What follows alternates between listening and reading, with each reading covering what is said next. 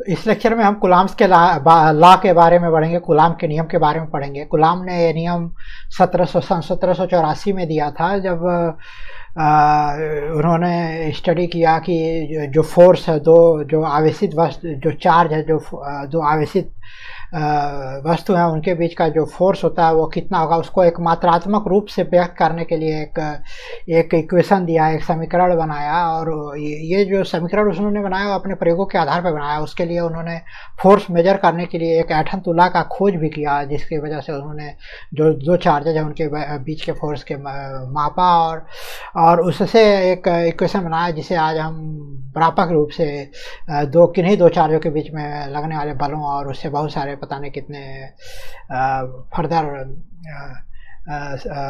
Physical phenomena को explain करने में उसका प्रयोग करते हैं। तो चलिए देखते हैं कूलाम का नियम क्या होता है और कैसे वो इस इक्वेशंस तक अराइव किया, और कुछ उसके साथ एग्जाम्पल देंगे। सो कूलाम ने दो आवेशों के मान लीजिए दो आवेश हैं Q1 और Q2, और अगर वो एक दूसरे से r डिस्टेंस पे अगर है, एक दूसरे से दूर हैं, और जो ये चार्ज है, जैसा कि हमने पिछले अपने लेक्चर में देखा था कि ये हमको पॉइंट चार्ज क्या होता है, तो उन्होंने ये बिंदु आवेश बोलते हैं इसको हिंदी में, बिंदु आवेश या पॉइंट चार्ज। तो ये पॉइंट चार्ज ये है कि जब डायमेंशन होता है, जो ये चार्ज का जो साइज होता है, वो उस दूसरे चार्ज जो उनके बीच का जो फोर्स हम मेजर कर रहे हैं उससे उनके बीच की दूरी काफ़ी ज़्यादा है, मतलब जो इनका जो डायमेंशन लेट से d है चार्ज का, वो बहुत बहुत छोटा है, जो डिस्टेंस r है, तब हम पॉइंट चार्ज करते हैं। और ये जैसा कि हमने पिछले लेक्चर में देखा था कि मोस्ट ऑफ द टाइम ये सही होता है, क्योंकि जो हम फोर्स की बात करते हैं और जो डायमेंशन है लाइक इलेक्ट्रॉन प्रोटॉन -15 के ऑर्डर का है, तो वो ऑलवेज हाई होता है। इवन आप combination of thousands of more than that charge की बात करें तो भी। तो जो कूलाम ने अपने प्रयोगों द्वारा ये देखा कि जो इनके बीच का जो फोर्स है वो जो इसके बीच की दूरी के स्क्वायर के व्युत्क्रमानुपाती होता है, और जो चार्ज होते हैं उनके समानुपाती होता है, उनके गुणनफल के समानुपाती होता है। तो ये जो इक्वेशन जो इन्होंने एक ऑब्जर्वेशन एक्सपेरिमेंट से किया, तो उससे एक इक्वेशन निकल के आया। अगर ये प्रोपोर्शनलिटी कांस्टेंट अगर हम के रख लें इसको, और जो मैग्नीट्यूड है उनके मल्टीप्लिकेशन का चार्ज क्यू और उसके डिस्टेंस का आर, तो ये हमारा एक फोर्स का इक्वेशन हुआ जो दो चार्जों के बीच में, जो दो आवेशों के बीच में लगता है। तो ये समीकरण कूलाम ने सन 1784 में दिया था उन्होंने अपने इस प्रयोग के आधार पे, जिसमें उन्होंने एक ऐंठन तुला का फोर्स का मेजर करने के लिए ऐंठन तुला का प्रयोग किया और इस इक्वेशन पर अराइव किया। और ये इक्वेशन बहुत ही फाउंडेशन बना हमारे बहुत सारे फर्दर इक्वेशन और बहुत सारे फर्दर डेवलपमेंट में। तो आप समझ सकते हैं कि इसके उसके क्षेत्र में महत्व क्या है। और अब हम देखते हैं कि चलिए कि जब उन्होंने फोर्स मेजर किया तो उस समय हमें ये भी नहीं पता था कि मात्रात्मक रूप में चार्ज को क्या मात्रात्मक रूप से कितना लिखा जाए, उसकी वैल्यू क्या होगी। और उसके बिना भी उन्होंने ये फोर्स का इक्वेशन और इतना महत्वपूर्ण इक्वेशन दे पाया। चलिए देखते हैं उन्होंने कैसे किया। तो जैसा कि मैंने कहा कि उन्होंने एक ऐंठन तुला का प्रयोग किया। ऐंठन तुला की बात करें तो कुछ इस प्रकार का होता है, जिसमें जो धातु के गोले हैं, स्फेरिकल बॉल्स हैं, और ये जो बॉल का जो ये बैलेंस है ये हमारे एक फाइबर से कनेक्टेड है। और जैसे ही जो दो गोलों को एक पास लाते हैं तो उनके बीच जो रिपल्सन है और अट्रैक्शन, उसके बीच में उनके बाद जो फोर्स होगा, तो जिससे ये जो ये है जो ये आपका ये फाइबर है, इसमें ऐंठन पैदा होगा, और ऐंठन की वजह से यहाँ पे ये रोटेट होगा। और यहाँ पे देखिए एक स्केल है, राइट, ये स्केल है, ये घूमेगा डिपेंडिंग अपॉन कि कितना फोर्स है। तो जो ये ऐंठन होगा, इससे जो टार्क होगा वो जो प्रोपोर्शनल होगा उसके एंगल, जो घुमाव होगा उसके प्रोपोर्शनल होगा, और उससे हम फोर्स का एस्टिमेशन कर सकते हैं। तो इस प्रकार ये जो कूलाम टार्जियन बैलेंस जो ऐंठन तुला है, इसकी खोज उसने इस फोर्स को मेजरमेंट करने के लिए की थी। और इसके लिए उन्होंने डिफरेंट चार्ज गोलों का प्रयोग किया और उसे विभिन्न दूरियों पर रख करके उनके बीच के फोर्स और टार्क को मेजर किया, फोर्स को मेजर किया, और उससे इस ऑब्जर्वेशन पे पहुंचे कि वो फोर्स जो उनके बीच की डिस्टेंस उनके 1/r² के प्रोपोर्शनल होता है और उनके मल्टीप्लिकेशन चार्ज के बराबर होता है। अब जैसा कि हमने कहा कि उस समय जो चार्ज था उसका जो क्वांटिटिव मेजरमेंट है वो मतलब जो एक मात्रात्मक मान है वो हम क्या उसको दे सकते हैं, वो इवन नहीं पता था। तो उन्होंने किया कैसे, तो उस समय हमें जैसा कि हमने पिछले लेक्चर में भी देखा था कि जो जो दो गुण हैं हमारे आवेश के, कि आवेश जो है संरक्षित है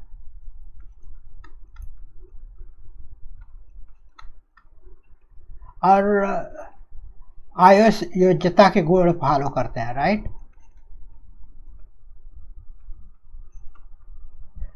योज्यता गुण मतलब Q1 plus Q2 plus K3।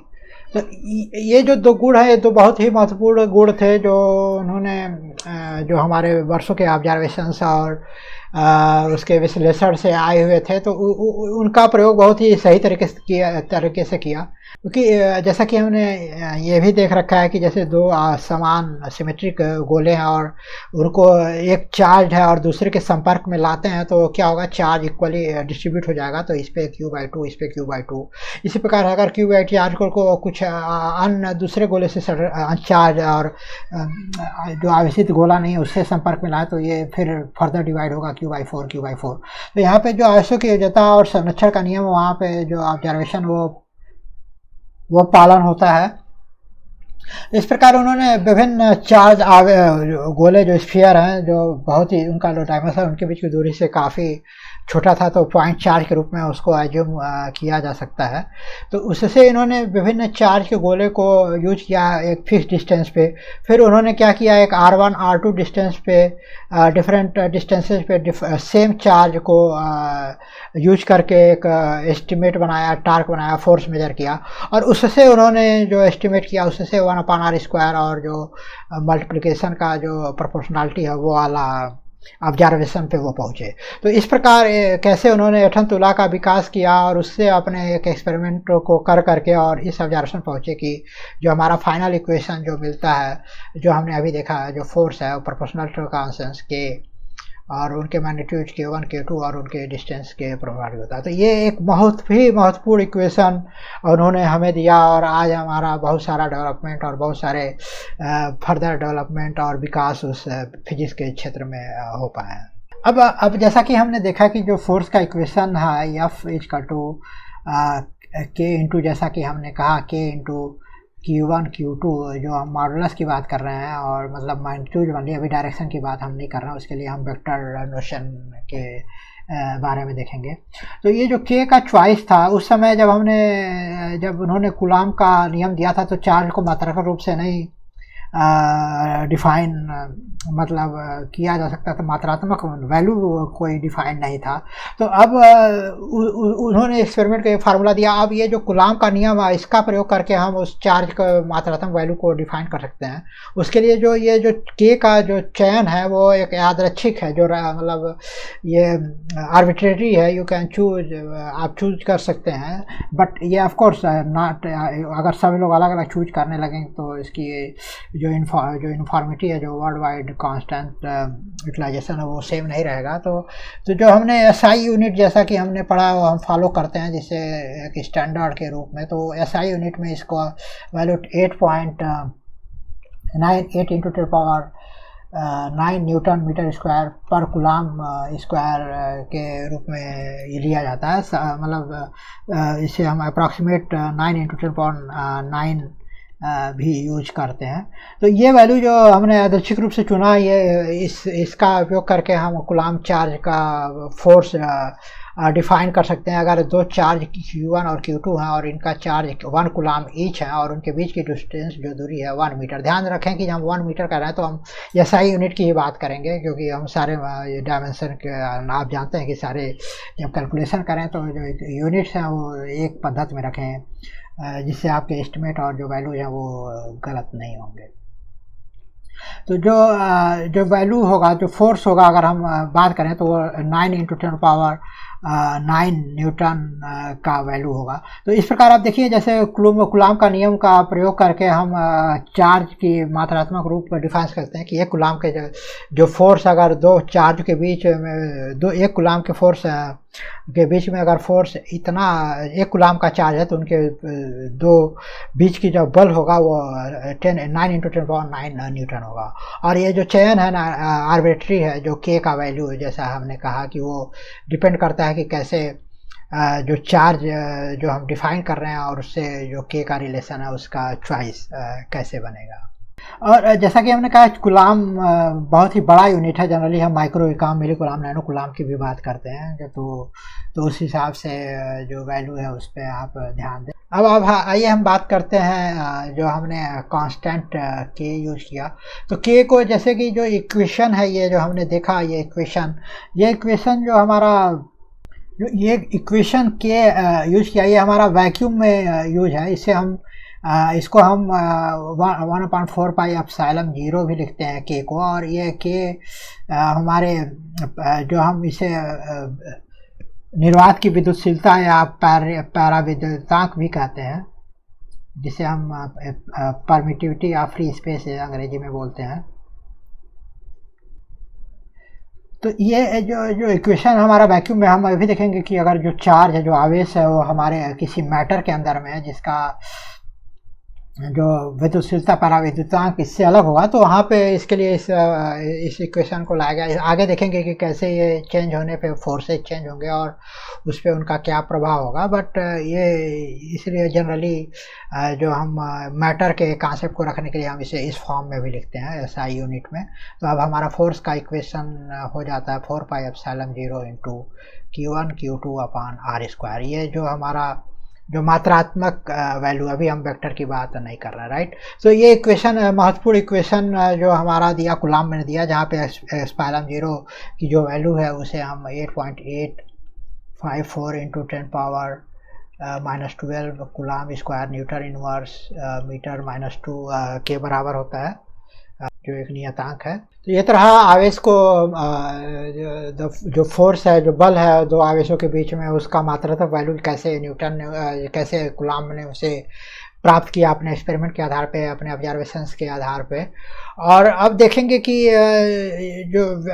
जो बल है वो एक वेक्टर क्वांटिटी है, तो इसको जो इक्वेशन है उसको वेक्टर फॉर्म में लिखना बेहतर होगा, क्योंकि जो बल है जिससे डायरेक्शन का ज्ञात भी आज कहते हैं। तो यहाँ पे आपका जो वेक्टर का जो स्टडी आपने किया होगा अपने पिछले कक्षा में, उसका बहुत ही व्यापक और अच्छे से प्रयोग होगा। तो आप उसे रिवाइज कर लें आपके ऐसे वेक्टर से रिलेटेड कैलकुलेशंस करने के लिए। ऑफकोर्स वैल्यूज जहाँ तक की बात आएगी वो आप आराम से कैलकुलेट कर सकते हैं, बट वेक्टर फॉर्म में कैलकुलेट करना, जहाँ पे मोर मल्टीपल चार्जेज और कॉन्सेप्ट की बात करते हैं, वहाँ पे वेक्टर फॉर्म यूज करना ज़्यादा प्रभावी हो जाता है। तो आगे देखेंगे कैसे मल्टीपल चार्जेज के लिए हम कैलकुलेशन करते हैं। बट चलिए देखते हैं कि अगर हम इस इक्वेशन को कैसे वेक्टर फॉर्म में हम रिप्रेजेंट कर सकते हैं।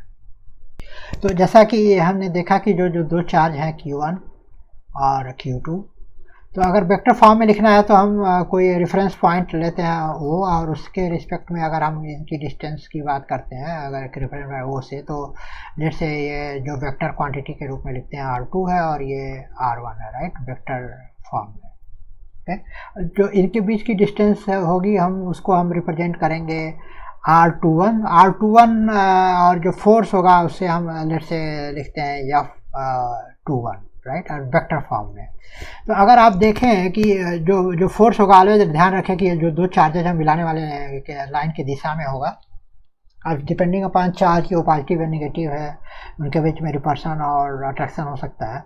और दूसरा महत्वपूर्ण बात ध्यान रखने का है कि जो हम ये कन्वेंशन जैसे 2-1 है, आप 1-2 यूज करें, 2 रखें, तो इसको आप जरूर एक्सप्लेन करें कि F21 का मतलब क्या है। तो अब यहाँ पे हम कह रहे हैं जो फोर्स जो F है, तो हम ये कह रहे हैं कि जो फोर्स जो लग रहा है जा रहा है F2 पे, जो फोर्स है जो चार्ज Q2 पे फोर्स है, चार्ज Q1 के कारण, आवेश एक Q1 के कारण, उसके जो फोर्स है हम उसे F21 लिख रहे हैं। तो यहाँ पे लिखेंगे जो बल है, बल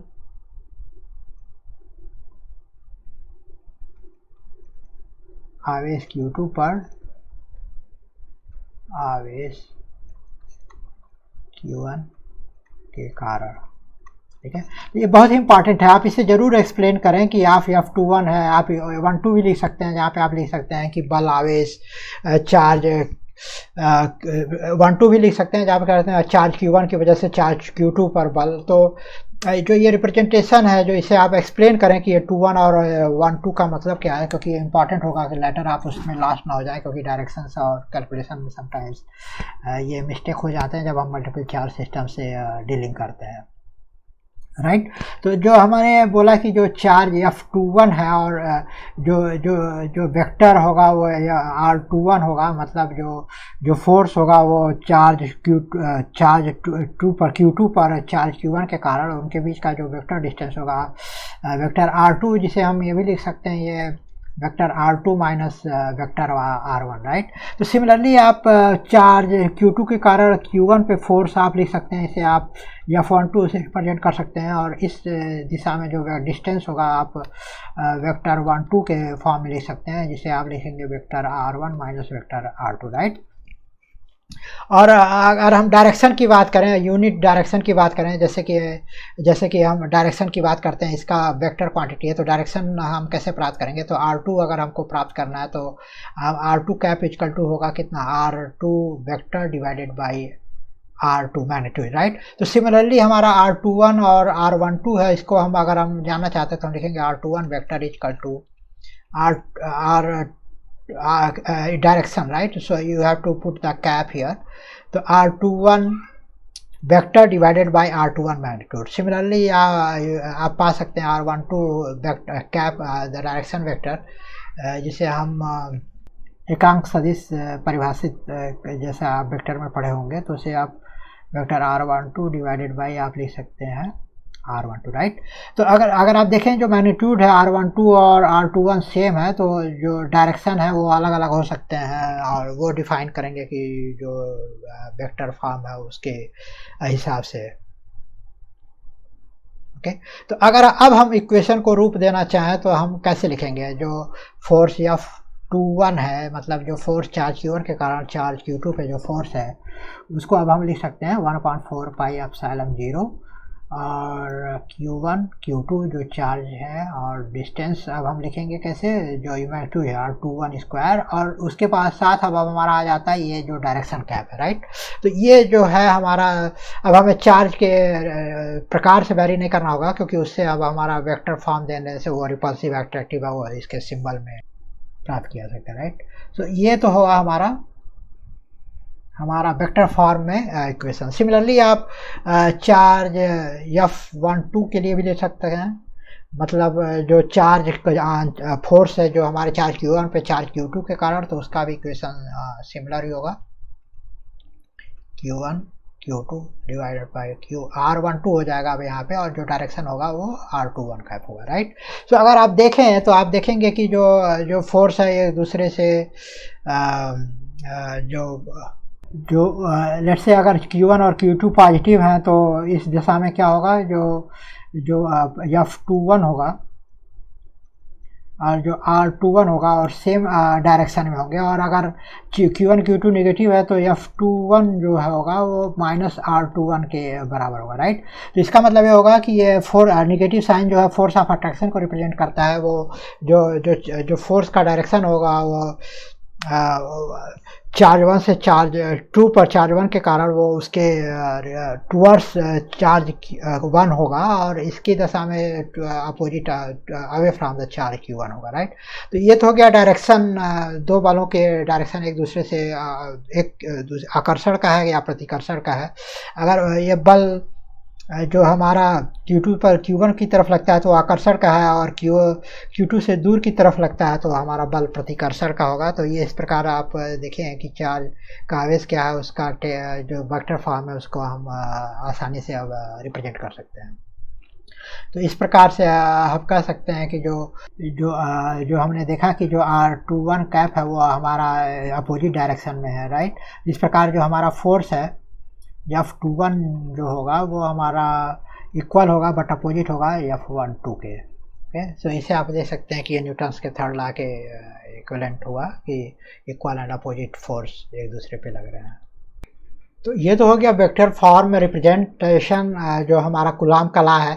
अब चलिए अब हम देखते हैं कि जैसे जब हम अब चार्ज के बीच में जो कूलॉम लॉ से अब हम जानते हैं कि उनके बीच का जो बल क्या होगा, और हम न्यूटन्स लॉ से भी जानते हैं कि जो गुरुत्वाकर्षण बल होगा जो दो दो मास हैं, जैसे इलेक्ट्रॉन और प्रोटॉन है, उनके बीच का जो वो अपने आप में उनका एक मास है, उनके बीच में एक ग्रेविटेशनल बल भी लगेगा, और ये दो चार्ज ऑब्जेक्ट है तो उनके बीच में अट्रैक्शन होगा। दोनों में यही डिफरेंस होगा कि जो दो चार्ज ऑब्जेक्ट हो रिपल्सिव भी हो सकते हैं, अट्रैक्टिव भी हो सकते हैं। जैसे प्रोटॉन प्रोटॉन के बीच में रिपल्सन होगा, इलेक्ट्रॉन इलेक्ट्रॉन के बीच में रिपल्सन होगा, मतलब प्रतिकर्षण होगा, और इलेक्ट्रॉन प्रोटॉन के बीच में ऑलवेज आकर्षण का बल होगा। बट जो उनके बीच का जो द्रव्यमान की वजह से जो गुरुत्वाकर्षण बल होगा वो हमेशा आकर्षण का होगा। तो ये एक डिफरेंस है।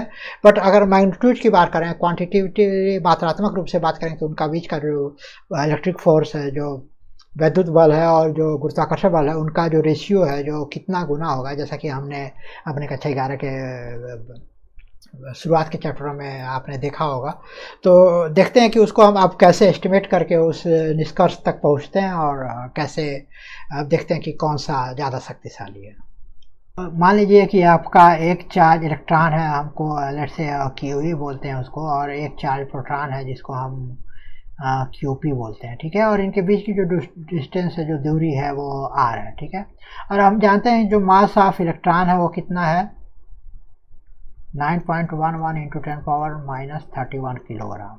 इसी प्रकार जो मास ऑफ प्रोटॉन है वो हम है 7.67 इंटू 10⁻27 किलोग्राम, ओके। और जो चार्ज है, इससे लेट से हम क्यूई लिखते हैं, ये हमारा निगेटिव होगा 1.6 इंटू 10⁻19 कूलम। और इसी प्रकार का चार्ज क्यूपी जो होगा हमारा इलेक्ट्रॉन प्रोटॉन पे, वो होगा 1.6 इंटू 10⁻19 कूलम, राइट। तो ये तो हमें पता है, ओके। नाउ अगर हम कूलम फोर्स के मैग्नीट्यूड की बात करें तो हमारा कितना होगा, 1/4πε0 इंटू, अगर हम इसे क्यूई लिखते हैं तो हमारा लेट से ये ई के बराबर है, माइनस ई के बराबर है, और इसे ई लिख सकते हैं, और अपॉन डिस्टेंस आर स्क्वायर। तो इसको हम लिख सकते हैं 1/4πε0 minus e square upon r square, right. तो ये हमारा हो गया जो मैग्नीट्यूड है हमारा जो इलेक्ट्रिक फोर्स का बिटवीन दोनों के। और अगर हमको ग्रेविटेशनल फोर्स बिटवीन देखना है तो हमारा लेट से हमेशा अट्रैक्शन को होता है, तो माइनस साइन लिखते हैं यहाँ पे, माइनस जी ग्रेविटेशनल कांस्टेंट, और जो मास of proton, mass of electron, और उनके बीच की दूरी के स्क्वायर, राइट। अब हमको जो रिलेटिव स्ट्रेंथ लिखना है मैग्नीट्यूड का, तो हम F E by F G लेते हैं, जो उनका रेशियो। और अगर आप कैलकुलेट करेंगे तो आपको मिलेगा E²/4πε0 G M P M E, right. तो अब ये सारे values M E, mass of proton, electron, gravitational constant, permittivity, free space permittivity आप जानते हैं, और इलेक्ट्रिक चार्ज वैल्यू जानते हैं। अगर आप कैलकुलेट करेंगे तो आपको मिलेगा 2.4 इंटू 10⁻39। तो आप देख सकते हैं कि जो electric force between two charges है, जो आवेश है, उनके बीच का जो इलेक्ट्रिक फोर्स है उनके ग्रेविटेशनल फोर्स से कितना गुना है। और यही हमने 10⁻39 टाइम्स हमने देखा था अपने पिछले अध्ययनों में। तो देखिए कितना महत्वपूर्ण है, जो ऑब्जेक्ट को एक दूसरे को एक साथ होल्ड करते हैं, जो एक दूसरे जुड़े हैं, क्योंकि अगर गुरुत्वाकर्षण बल अधिक होता तो वो सारे वस्तुएं बिखर कर जमीन पे गिर जाती, और एक जो मॉलिक्यूल्स हैं, जो पार्टिकल्स हैं, एक दूसरे को होल्ड नहीं करते। तो कितना महत्वपूर्ण है कि जो इलेक्ट्रिसिटी फोर्स है वो ग्रेविटेशनल फोर्स से बहुत बहुत ही ज़्यादा है। तो ये आपका एक फील हो गया कि कैसे जो चार्ज का डिफरेंस है, जो फोर्स है जो दो चार्जेज के बीच में, वो कितना स्ट्रांग होता है ग्रेविटेशनल फोर्स के कंपैरिजन में, और कैसे उसे अब आप मात्रात्मक रूप दे पाए हैं कूलम्ब्स के इस नियम से, उसे आप कैलकुलेट कर पा रहे हैं। तो इस प्रकार हमने देखा कि कूलम्ब्स नियम क्या होता है, कैसे वो इस निष्कर्ष पे पहुँचे, कैसे उन्होंने इक्वेशन दिया, और कैसे उसे हम वेक्टर फॉर्म में रिप्रेजेंट कर सकते हैं। अब हम अपने अगले लेक्चर में मिलेंगे, जहाँ पे हम डिस्कस करेंगे कि बाहुल आवेशों में जो मल्टीपल चार्ज है उनके बीच के जो बल है उसको कैसे एस्टिमेट करेंगे। तो मिलते हैं आपको अगले लेक्चर में।